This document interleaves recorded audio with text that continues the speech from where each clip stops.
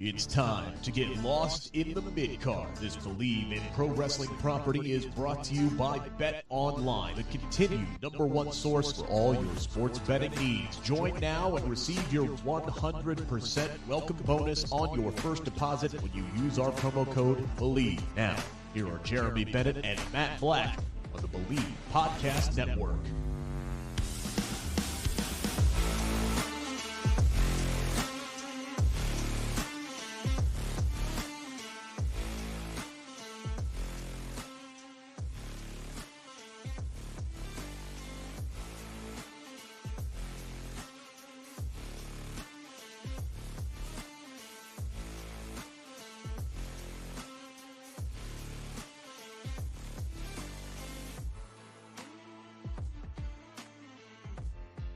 You're muted. I hit them both, I thought. My bad. Hey, take two. Ladies and gentlemen, welcome to the podcast where your day may be bad, but not as bad as having a thumbtack in your wiener. It is Lost the Midcard. Welcome. We are already just a little under 2 short weeks from SummerSlam as that card starts to take shape. And we've got a lot to talk about. We got Death Before Dishonor that happened on Friday. We got some news to talk about. And we've also, this website is pissing me off. Lost in the mid-card. This Believe in Pro Wrestling property is brought to you Shut by up. Bet. As you can tell, this website is off to a pissing me. riveting start. Yeah, as you can tell, this website is pissing me off today. I keep clicking things and they don't work when I click on them. Anyways.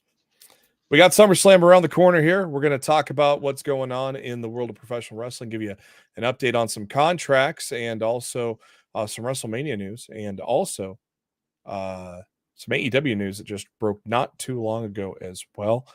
We'll get there. Once again, thank you for tuning in. If you have not done so already, make sure you are subscribed to our YouTube channel, Believe in Pro Wrestling. Make sure you hit that bell icon so you know every time we go live here. Us every Monday. We go live at 6 o'clock. That's going to change here pretty soon. Also, as a note, we will not be here next week. I'm going to be off next week, but we will come back here in 2 weeks' time, and that'll be our last show at 6 o'clock. And then going forward on August 14th, we'll be live somewhere between 6:05, 6:10 is about the time there. No later than 6:15, but I got to change to my work schedule, so we're gonna be going a little later, starting a little later on Mondays, but still lead you up to Monday Night Raw. I am your host, Jeremy Bennett. Thank you for tuning in. You could follow me on the Twitter at JB Huskers. As always, my co-host, he is on the Twitter at Raw F Showtime. It is Mr. Matt Black. Matt, how you doing? I'm doing all right. It's Monday. We're less than an hour away from Raw, so it's Monday. Hopefully we get a good episode tonight. We'll see how it goes. Again, it's amazing how many things are in the preview once they start making it Vince proof. So, what's up with what the hell's up with Twitter? What's with that X? What the hell is Elon? The app's a mess right now, man. And if I wouldn't have made a freaking promise that I would get a stupid blue check mark if they brought back the tweeting app that I used, I probably wouldn't even be on there anymore. Yeah. But I like the tweeting app, and honestly, if they ever get rid of the tweeting app, that'll be the end of me being on there because it's just I hate the standard app of Twitter, like the standard website and in their version of TweetDeck. It's all trash. I can't stand it. And if they ever get rid of my preferred way to utilize it, I'll be gone. Is that a desktop app or a phone app? Yeah, it's a desktop app. Kind of like TweetDeck back when TweetDeck was. It was a better version of TweetDeck before they went in and ruined everything that TweetDeck had like a few years ago. I've been using it for a while, and then for like a week or so, it was shut down. And I put out a tweet like, "If you want me to buy the stupid blue check mark, bring tweeting back." And like 48 hours later, the app came back. And I'm like, well, if this sticks around for a few days, I guess I've had to make good on my damn word. Well, they listened to you. It did, apparently. So I subbed the damn thing. So if they ever That's take it funny. away, then it'll be, so on me. Because honestly, do we really even need social media at the end of the day? It's nothing more than an echo chamber for people to argue in anyway. I'm so over social media at this point that it's not even funny. Kicking off things here tonight. Let's start off with our lead. Right there is one of your two main events. Of course, the other one being Cody Rhodes and Brock Lesnar. And as we found out on SmackDown this weekend, the rules of engagement on Friday, FS1 is where they were this week due to the Women's World Cup being on television. But now everything is going to be on the line at SummerSlam, the world title and the title of Tribal Chief. As basically, and I don't know if this is going to be the end of everything because this is how it started. So we always said maybe this is how it's going to end, the end of everything. Does Jey Uso even have a shot at this, Matt? No chance. Absolutely none. Do you think it's still going to be Cody? Maybe. Yeah, Cody still seems like the safe bet, but it's 100%. It's not going to be Jey at SummerSlam. Yeah. He already got his pinfall win on him last month. He's not getting another one. Yeah. I guess this would be, well, it wouldn't be technically the rubber match, but yeah, I know what you're saying there. Pretty good segment there, I thought. They continue to they continue to tell the story, and they shook hands and embraced at the end of it. No craziness there. Well, Solo tried to get crazy, but Roman actually stopped him there. But are you looking forward to the match at least? Not particularly, no. I mean, I feel like we got our story at Money in the Bank. Like, this is really just it's a title defense for the sake of a title defense. He needs them, so by all means, let Roman face some opponents he's gonna walk through over the next few months. But like, there's no way Jey is gonna win. Like, there's absolutely no way they're gonna pull the trigger on it. So to me, it's just like it's whatever. Mark Cho's got a good point. I just don't care. They hate dropping the belt when Roman has new plates to shill on the shop. Yeah, that's true there. Yeah, it'll be interesting to see. I'm sure it's going to be a tremendous match, and be interesting to see where the direction of the story goes from here, or if this truly just is the end of the bloodline. I mean, you still got Solo is of course aligned with Roman, but God, Cody, God, that won't even be till WrestleMania then, don't you think? Yeah, probably WrestleMania in Philadelphia.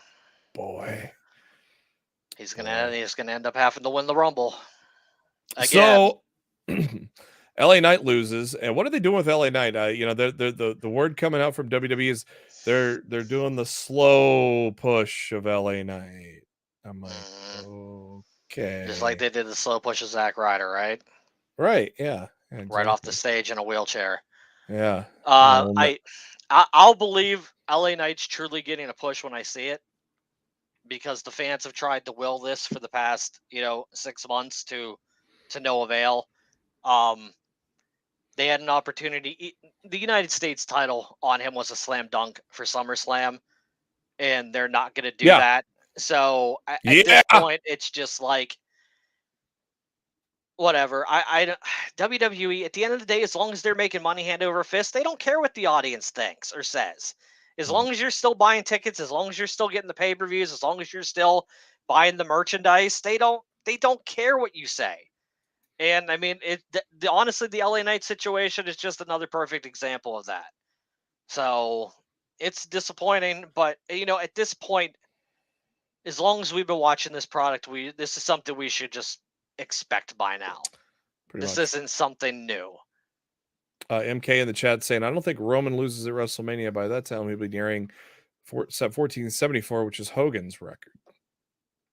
Yeah, but Hogan doesn't really hold the record for anything in regards to that. So, I mean, unless you go in the past 40 years or something like that, that's about the only thing you could really categorize Hogan as being the guy in. So I don't know.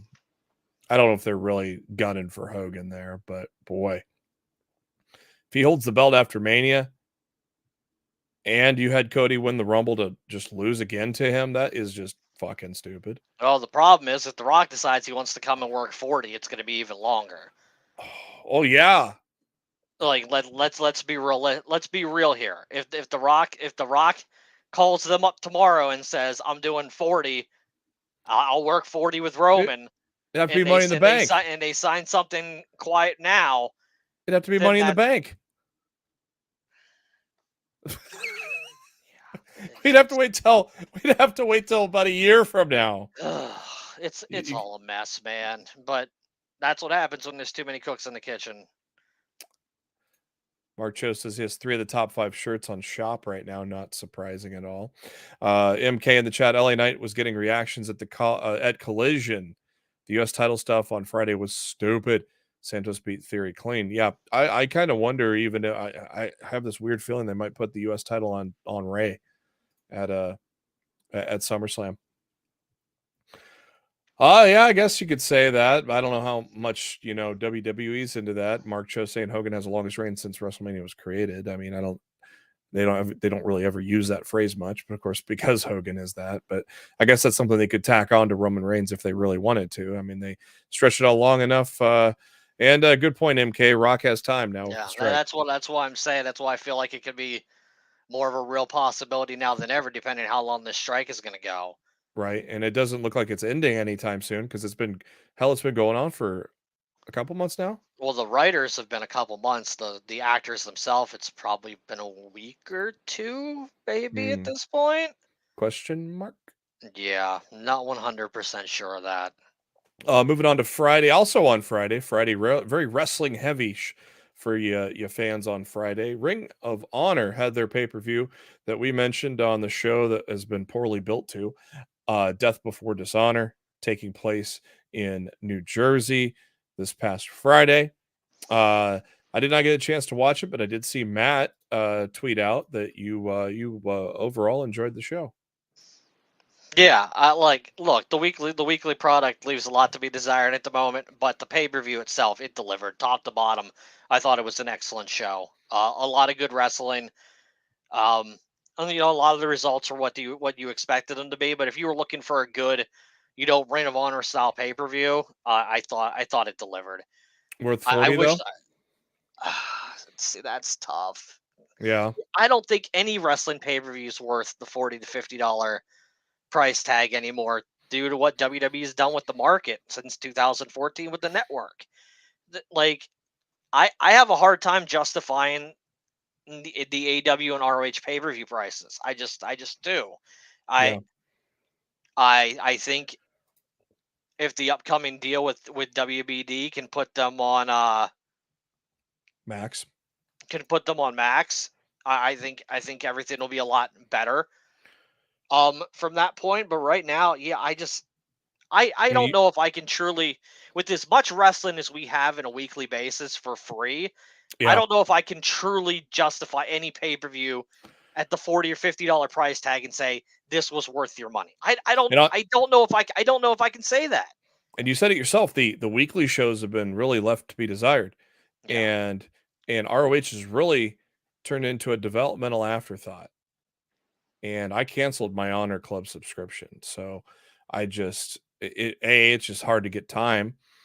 B, it just does not, I don't know. It's just something missing there that, the effort is not there into making us want to take it in. So, but yeah, look, if you have an extra $40 to spend, go for it. I thought it was an excellent pay-per-view. I have a hard time telling people what's worth their money nowadays when you can, technically until the price increase. I mean, you could technically on Peacock now, started in August, you can get a pay-per-view for $6 a month if you want to do the ads side. Which Peacock's raising their prices. And I mean $6. I mean, how can I compare $6 to 50 or 40? You know what I mean? It's hard to do that in 2023. We and even when you pay for ad free, you still basically get WWE ads.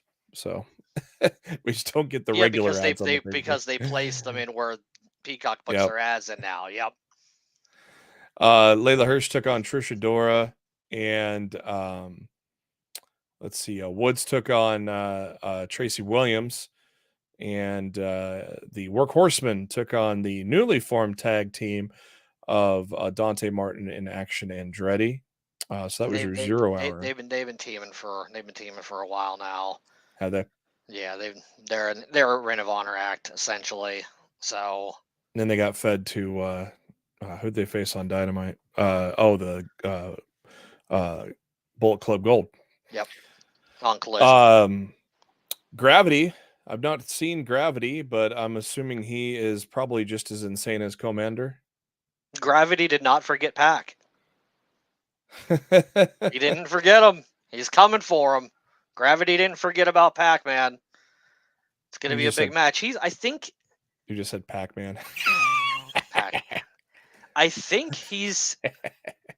Is Gravity Bandito's brother or Commander's brother? He's somebody's brother. I'm blanking on... I feel like he's Bandito's brother. Yeah, I'm not sure. Let me Google it. Man, I'm still laughing at that Pac. Yeah, Gravity is the younger brother of Bandito. Yeah, I'm still laughing at that Pac joke. Jeez, that's so bad. My God, dude, do you know that's why they booked it? Right. That's exactly why they booked this match. They're not even trying to hide it. Pac was in WWE. He was the man that Gravity forgot. The Gravity forgot. Well, Gravity remembered, and he's coming for Pac on Wednesday. Like this was not an accident. This was done. This was strategically done on purpose, and the jokes will be running aplenty, throughout the week. The match is going to kill it. The match is going to be good. I'm popping too hard for that. I'm popping too hard for that joke. My God. Gravity gets a win over Commander. I'm laughing way too hard at that joke. Television title, Dalton Castle, Samoa Joe. Joe retaining. No surprise there. Pretty good showing. Did Joe just kill him? No, Joe actually kind of cheated to win. Oh. So, because Joe, Stokely Hathaway was on commentary. Yeah. And near the end of the match, Joe went out there and basically threatened Stokely Hathaway to fix this or make this right or whatever. And he had the boys ejected from ringside. And as the boys were getting ejected, Joe snuck back in and put the clutch on Dalton to win the match. So it was more competitive than people probably expected it to be. But Joe retained the title as we all expected him to. 4-way for the tag titles: Kingdom, Lucha Brothers, Best Friends, Aussie Open. Coincidence? Pac is back and Lucha Brothers dropped the titles. Yeah, well, they're putting them back together. They showed that at near the end of the show. So I still stand firm. This should have been the Kingdom's match. Yeah, to win. I like Aussie Open, but the Kingdom is Ring of Honor, and I truly believe that they more than earned, a run with those titles. So I like Aussie Open, but I was disappointed when they won because I thought it was Bennett and Taven's time. Yeah, and that would make sense. But I didn't realize Mark Davis was healthy again. So well, I think that was his first match back. Yeah, because I thought he was going to be out longer than that. But Aussie Open definitely worthy champions of the honorable ring. 6-man tag, Mogul Embassy against Wato, Taguchi, and Ruffin. Those New Japan guys, I assume. Well, Leon Ruffin, Leo Ruff, or whatever his name was from NXT, and the other guys, from New Japan. Yeah. It was literally a thrown together last minute match. These guys have never teamed on Ring of Honor TV from my remembrance. So they literally just threw 3 guys together and said, go out there and fight. I honestly, I think they'd be better they should just merge the Ring of Honor and AEW Trios titles together and just let whoever's the Trios titles travel back and forth frequently to AEW and Ring of Honor, because there's not a big enough 6-man tag team division right now in Ring of Honor, in my opinion, to make those titles be worthy of even having. Not when you're throwing a team together like that on a pay-per-view. Exactly. To me, that was a very blatant thing of saying we don't have enough people to run this thing. I saw an article today. I didn't get a chance to read it, but it was right out as I was getting off of work and then setting this up for today. And it said that New Japan has basically washed their hands of Katsuyori Shibata. I don't know what that means. Like, is he basically going to be in the U.S. permanently now, or? I haven't heard that at all. Yeah, I don't know. I have to look into that a little bit. I don't know I don't know where you got that from. I have not heard that. Yeah, I kind of see where that tweeted. I don't know if that came from Sean. No, definitely didn't come from. If it came from Fightful, I would have heard about it. I It have was not fairly heard about that at new. all. But Shibata taking on Daniel Garcia. Oh, no wonder. Somebody, it popped up on my Reddit, and then now I saw who it came from. Ignore. Ignore. Ringside News, basically. Oh, gosh, yes. Ignore it. Come on. I said Shibata and Daniel Garcia, pure champ. I bet this match didn't suck, did it? Yeah, it was a very good match. Surprised that Shibata retained? No, not at all. Garcia hadn't been utilized enough on Ring of Honor programming for me to believe that he was coming in to win that title. Yeah. Dark Order taking on the Righteous in Fight Without Honor match. Obviously, the story here with Grayson spurning the Dark Order to join the Righteous. And what did you think of the 6-man Fight Without Honor match? I didn't want Dark Order to win. So, unless they're going to be Ring of Honor going forward, I see. They've been on Ring of Honor more than they've been on AEW. But yeah, honestly, just leave them in Ring of Honor. Let them go for the trios, the Ring of Honor 6-man tag team titles for all I care. I've been over the Dark Order for a while, and I don't think there's anything that they could do with that group right now to change my mind. World title, Claudio Castagnoli against Pac. Of course, this match thrown together last minute because of the unfortunate injury to Mark Briscoe. And this became the result of Pac walking out of the BCC's team at Blood and Guts. What'd you think of the world title match? Awesome. I mean, to be expected from these two guys, like, incredible match. They crushed it. It was great. I didn't think the outcome was ever in doubt going in. They get a lot of time. Yeah, both main events got a lot of time. I heard that the main event, Willow and Athena, just absolutely delivered. I saw nothing but praise for that main 100,000% yes. They freaking crushed it, man. Who could take the title from Athena now, man? I mean, there really isn't anybody in Ring of Honor that's being built. Is there? Yeah, I can't think of anybody currently active on the Ring of Honor brand that should be dethroning Athena for the title. If it wasn't going to be Willow, then I don't know. I don't know if that person exists right now in Ring of Honor as the person that's going to take that title from her. Speaking of she calls herself the forever Ring of Honor champion, so she might be forever champion for a while. Speaking of being mad that the Kingdom didn't win, Daryl in the chat, feed him to the Mogul Embassy forever. Yeah, I love the Mogul Embassy. Adding Swerve and dropping those two useless guys that were with Swerve was about the best thing they could do to make A, the Mogul Embassy better, and B, pairing Swerve up with Prince Nana is beautiful. It's a great faction right now. It is Daryl's, and Daryl is, of course, the biggest Matt Taven mark in the world. So I don't know if there's anybody bigger. Is there? I don't think there is. Don't know. Rarity Dark Order. Yeah, that's going Righteous. Put the Righteous and Dark Order joining forces. I'm thinking that's where this is all leading. I do think they're all gonna end up being in a faction together. I don't know what the name of the faction is going to be called, but I think Steven's on to something. I do think that'd be cool. These two sides eventually merge into one bigger group. We've been talking about how the Dark Order needs to add some numbers. That's a perfect idea. I didn't even think about that.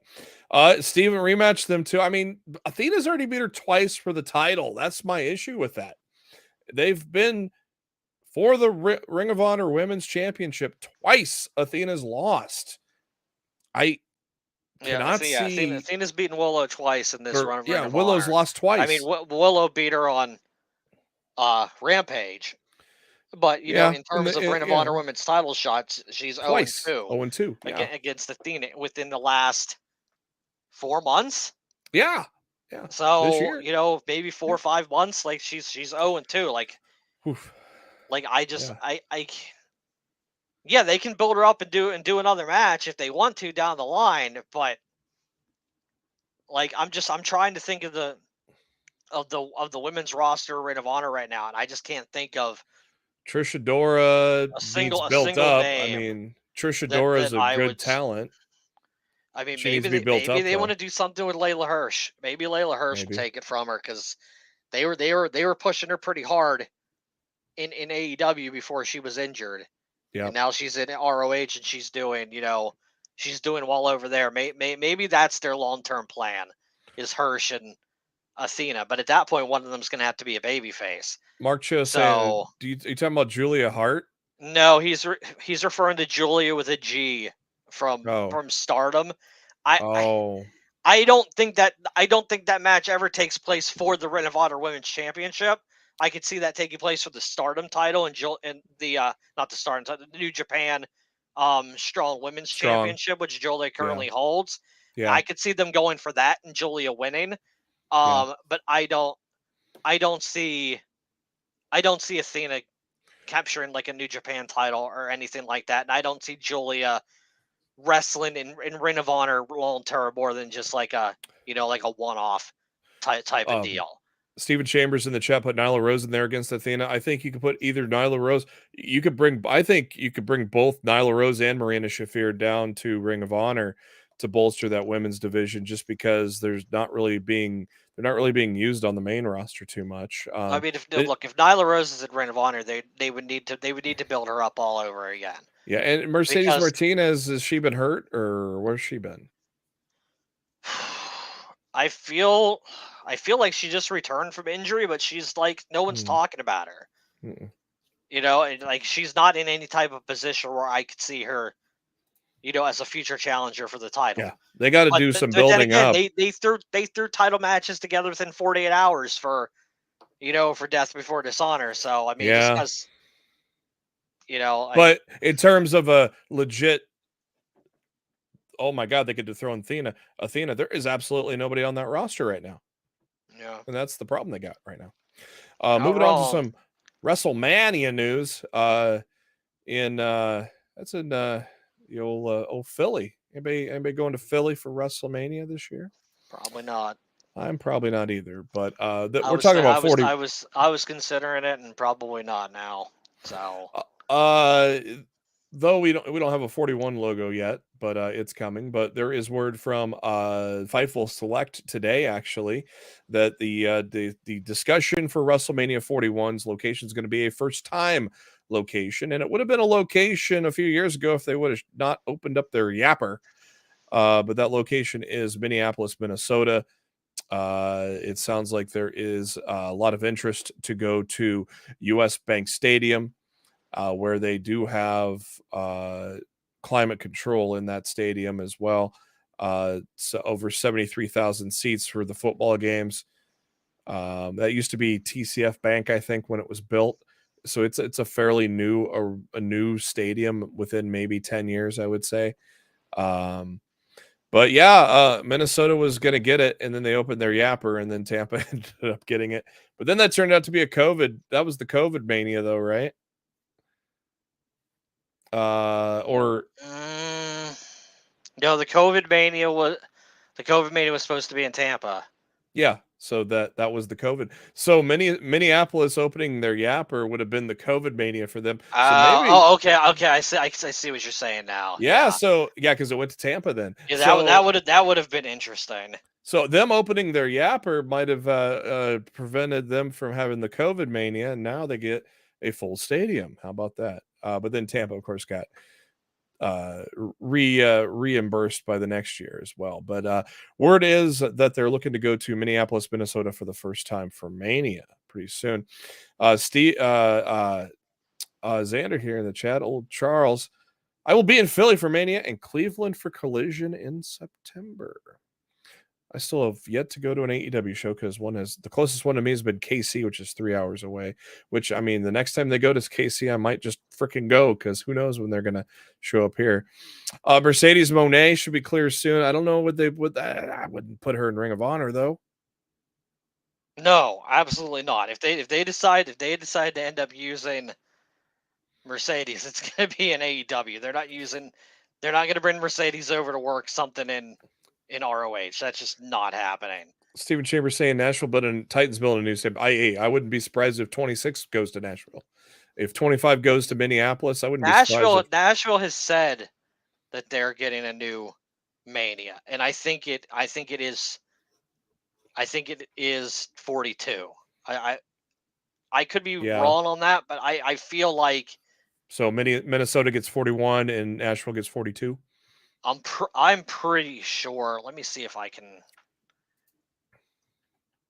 because somebody from there said about it recently. Yeah. Yeah, WrestleMania 43. Yeah. So yeah, two years after Philly. So technically Philly's 40. If nothing changes. Oh, yeah, you're right. It is 40. Never mind. Oh, 40 so, in Philly. MK 41 saying would 41 be in Minnesota. 42 up in the air is MK saying. So Nashville's shooting for 43. Nashville. Yeah. So they're shooting for way out. So yeah, but they're building a new stadium right now, so they're going to be a few years out from having that done and ready to go anyway. Right, 25 season for them probably. Maybe it wouldn't be 24, would it? It'd be probably not till 25 for NFL. Yeah, Mark Choke, or John Cena promised it. London, it'd be kind of cool to see a Mania in London. I mean, that crowd is going to be wild. I would not hate it. I'll be honest with you. I like those afternoon pay-per-views. To be honest with you, too. I don't hate the afternoon pay-per-views, but it'll be interesting to see. I'm all for Minnesota. I mean, that's a cheap flight for me. Lots of direct flights between here and Omaha, so I'm all for a Minnesota WrestleMania. Moving on, one of our favorite tag teams that lost the midcard, DIY, and Tommaso Ciampa recently was interviewed, speaking on actually out of character with Ryan Satin, and about working with Gargano on the main roster, and he says that the dream match that I always see, I guess there are two, but the one that jumps out is with Sami and Kevin. It parallels relationships of theirs to ours, and I have insane chemistry with Sami Zayn. Johnny has insane chemistry with Kevin Owens. Really good friends of ours. It'd be such a dream match for us. The Usos are on a different level. Kofi and I started months apart in the Independents at the same school. I've never gotten to do anything with them in the WWE. The idea of the New Day when Big E gets healthy. He also mentions the Viking Raiders. And, but God, I'm worried that they're going to go Sammy, KO, and Judgment Day at SummerSlam at this point. They haven't done shit with obviously, there ain't been no DIY. Like if we get DIY at SummerSlam, it's probably going to be them against Bronson Reed and The Miz. Yep. Before it's going to be KO and Sammy. And I'm worried to hell that Judgment Day would beat KO and Sammy. They want to put all the belts on Judgment Day. I'm worried about that. Well, but Dom might lose his title next week. Who knows? I don't know how long they're planning on having him on NXT. Not soon enough. I mean, that way for how quickly he should be losing that title. I remember. You remember the Sean Ross Sapp article, how highly they're on the Judgment Day right now, and then guess what? Now you see them everywhere in WWE. I would not be shocked if Balor and Priest take those titles at SummerSlam for at least one of the titles. Maybe that's the way to split the damn titles too. I don't know. You know, I don't know if there's plans to split the tag titles or not, but they really shouldn't split them. It should just be time to give Sammy and KO new freaking titles. that too, you know, As every other title situation's been seemingly handled. fixed, even though Heyman still carries around the titles he shouldn't be carrying around. But it would be nice for the tag titles to be solidified as one again. How funny was that at the end of SmackDown? Heyman's carrying all 3 belts and the beads. It's someone help a brother out here, man. He got super kicked. Back to the chat. Mark Cho, do WrestleMania 44 in London, and it'll be my birthday, and it'll be on 4/4. So why not give Mark Cho a birthday present? WWE. The thing is, London is not paying for a WrestleMania. Yep. It's already a tourist destination, maybe Manchester or Cardiff, which, of course, NXT UK has done shows at, obviously. So, Stephen Chambers guessing Survivor Series.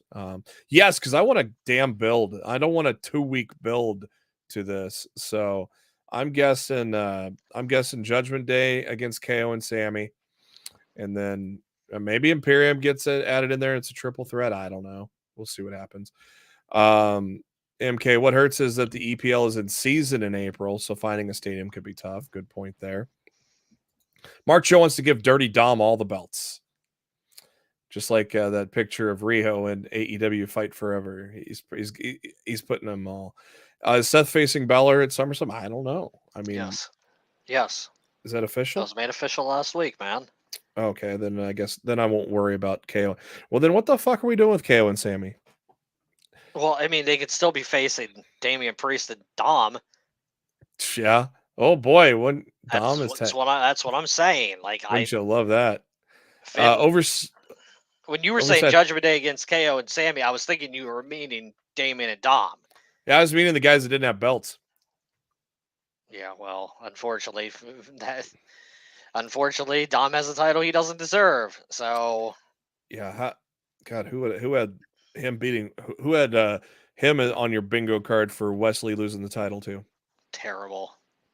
MK saying oversaturation. Dom may be a great character, but needs to improve in the ring. Yeah, Matt was talking about how his pinfall looked the other day. Oh, it was so bad. Like, he can't even do a pinfall correctly. Like, dude, just like, why does he hold a championship? I mean, honestly, him being in NXT might be the best thing for him, but it should be with a fucking championship around his waist. We've been saying that. We were saying that a year ago that Dom should go back to NXT after the whole thing with his dad. But anyways, breaking news. As we were going on the air, it was announced by the man himself. Roosh has signed a new deal with AEW. He put out a tweet literally 15 minutes before we went on the air. His tweet says, "I have started a new chapter in my personal and professional career. People doubted I could make it. Today, I want to say that I'm 100% AEW. Thank you, Tony Khan. Thank you, fans, and thank my LFI brothers. We can now rule the wrestling world." So good to see Roosh locked up on another deal there, Matt. Yeah, hopefully they utilize them, and it'll be interesting to see what they do. I'd love to see him come in and help Andrade win that ladder match on Collision on Saturday night. Right. Yeah. Since the House of Black is, supposedly banned from the arena. Banned from the arena. Doesn't mean if Roosh could show up and help, Andrade win, I think that'd be really cool. And I think the team of Andrade, Roosh, and, maybe Jalistico or something like that against the House of Black would be a great, feud for the trios titles heading into All In. Or, man, add Commander. Put Commander with those two, man. That'd be a fun team to watch go. Yeah, can't hate that either. No. Especially since Andrade's more on the babyface side of things. Yeah. Now so if Roosh comes back to help Andrade, he's gonna have to be a babyface. Yeah. So yeah, we'll see where it goes. It's interesting to see there, but good to see Roosh locked up there. We got an update as of yesterday, G1 Climax. All blocks have now completed 3 matches. And leading the way for Block A, your world champion Sonata, who is, I believe, coming to Impact in the Multiverse pay-per-view. Is that correct? Next month. Yep, he'll be there. Maybe a surprise here. I've not been watching a ton of New Japan, but Kaito Maye, I butchered that name. Kaio Maye. There you go. 2-0-1, right behind Sonata, only 1 point behind Chase Owens and Gabe Kidd at 2-1 in contention on Block A. Block B, Kazuchika Okada 3-0, only undefeated there in Block B. Matt is shocked. No one's surprised. Taichi, Yoshihashi, and Will Ospreay all 2-1 within reach. Kenta 1-2, kind of a surprise, disappointing run for Kenta in there. Tango Loa also 1-2, and unfortunately, my boy El Phantasmo is 0-3.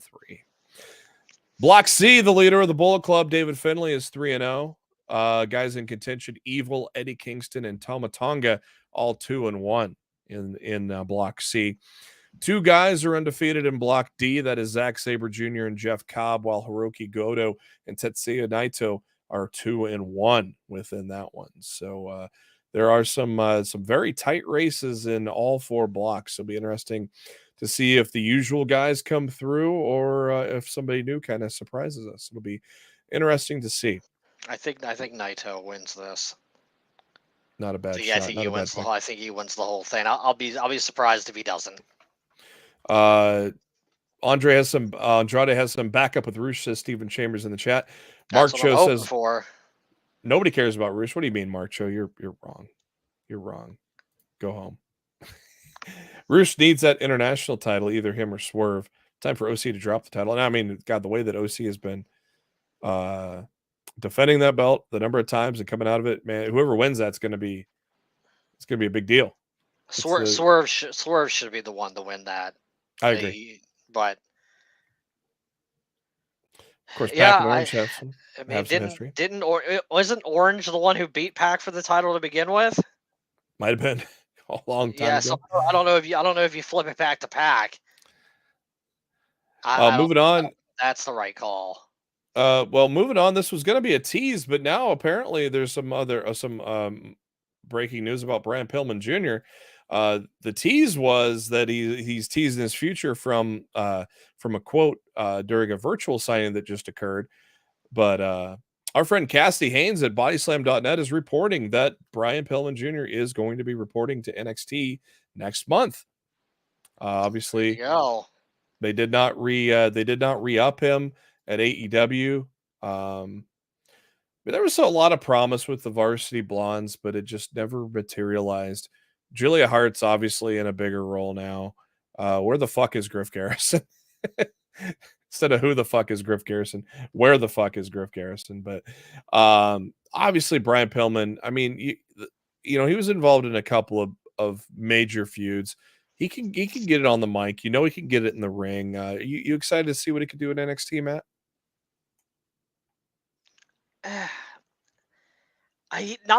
Look, I want to root for Brian Pillman, you know, because who his dad is and everything. But like, yeah, he didn't do anything during his time in AEW that made me go, man, this guy's going to be special. And look, maybe he just didn't get the proper opportunity, but I feel like AEW gave him, you know, multiple opportunities, even in his hometown, to try to, you know, make something out of himself. And I just never felt like it really got there. So yeah, maybe he'll do well in NXT, but I don't know yet. I really don't. Yeah, hopefully. I mean, definitely rooting for the guy, but how old is he even? Even in his 30s yet, is he? 29.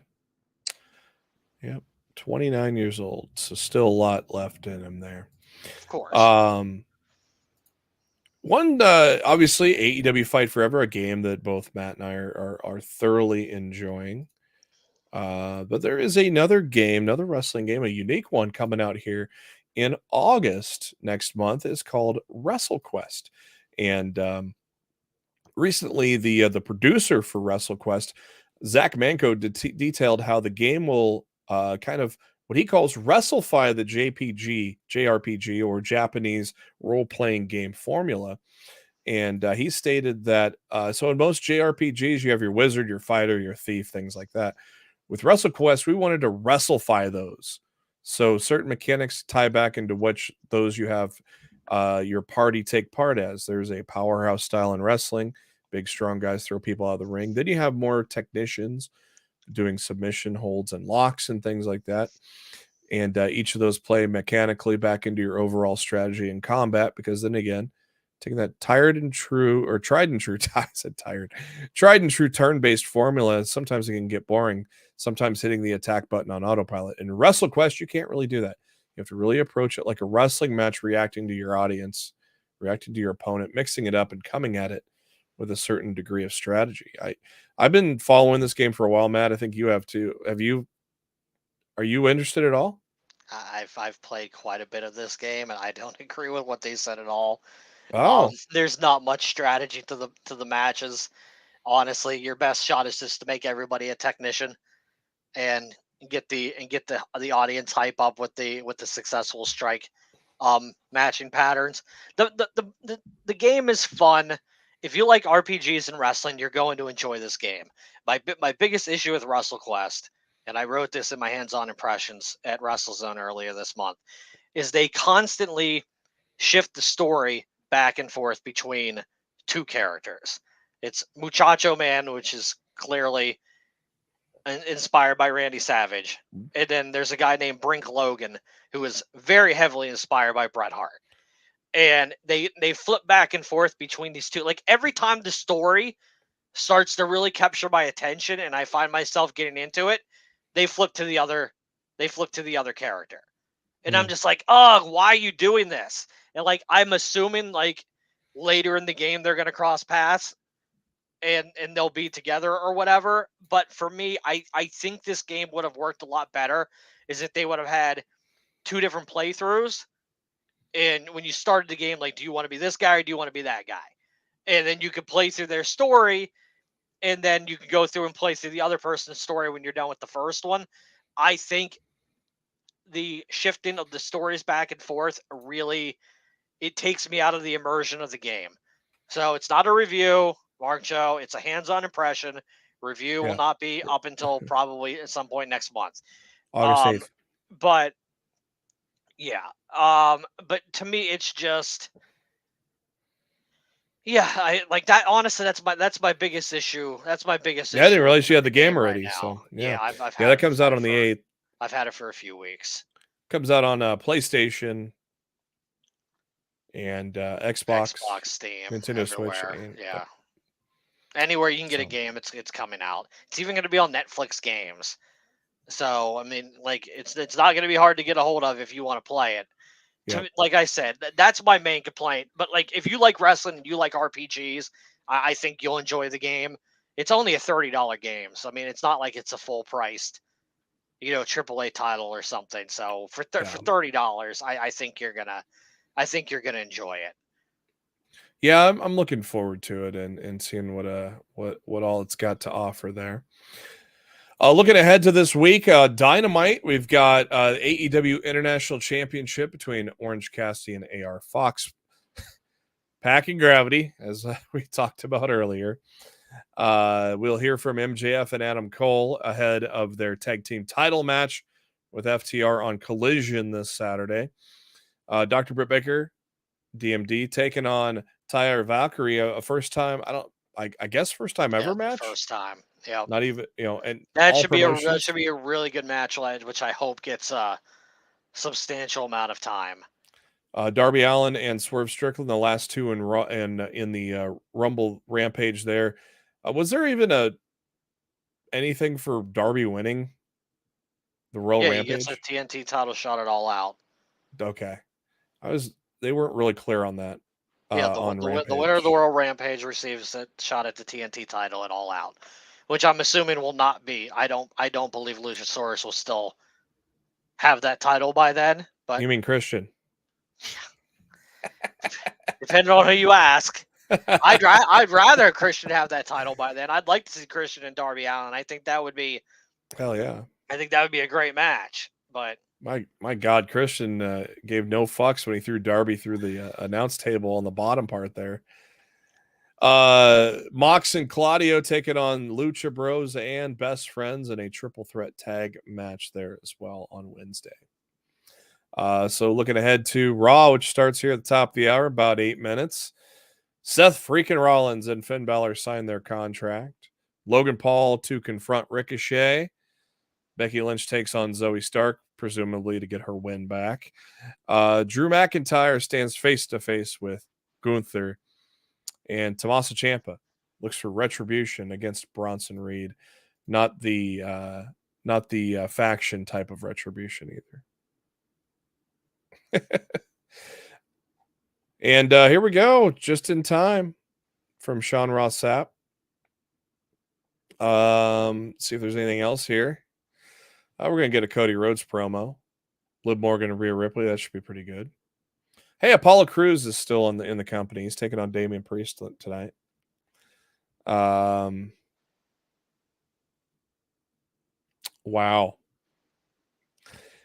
Dominic's official internal nickname is now Dirty Dominic Mysterio.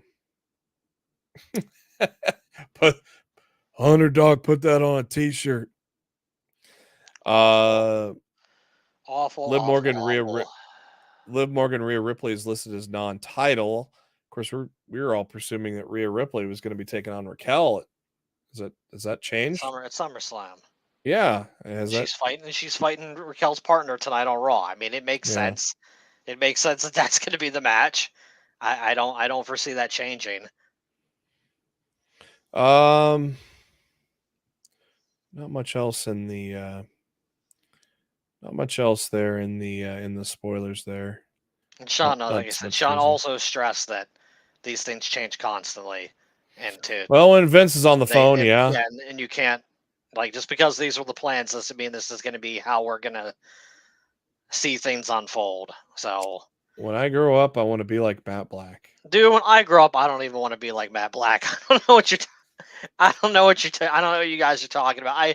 I appreciate the love, guys. It's been a pretty tough day for me for a variety of reasons, which I'm not going to get into. But I appreciate the kindness, and I appreciate you guys. So thank you.